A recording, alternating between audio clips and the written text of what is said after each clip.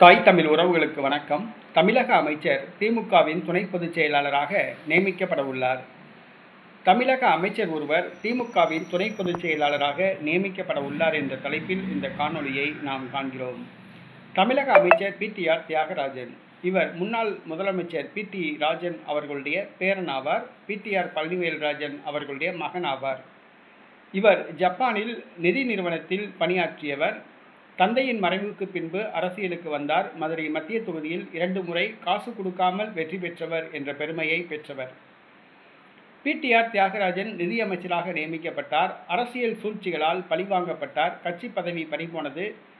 உப்பு சப்பில்லாத ஒரு துறைக்கு மாற்றம் செய்யப்பட்டார். இந்த சூழ்நிலையில் தன்னுடைய ஆதங்கத்தை சட்டசபையில் வெளிப்படுத்தினார்.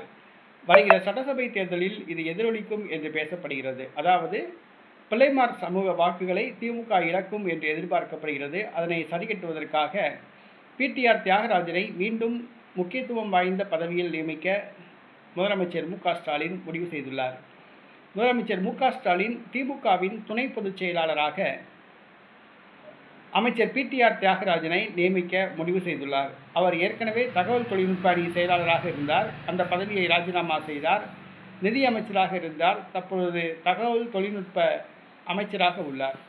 ஆகவே திமுகவின் துணை பொதுச் செயலாளராக பிடிஆர் தியாகராஜன் நியமிக்கப்பட உள்ளார். அடுத்ததாக அமைச்சரவையிலும் அவருக்கு முக்கியத்துவம் வாய்ந்த துறைகள் ஒதுக்கப்படலாம் என்று கூறப்படுகிறது. ஆக திமுகவின் துணை பொதுச் செயலாளராக பிடிஆர் தியாகராஜன் நியமிக்கப்பட உள்ளார்.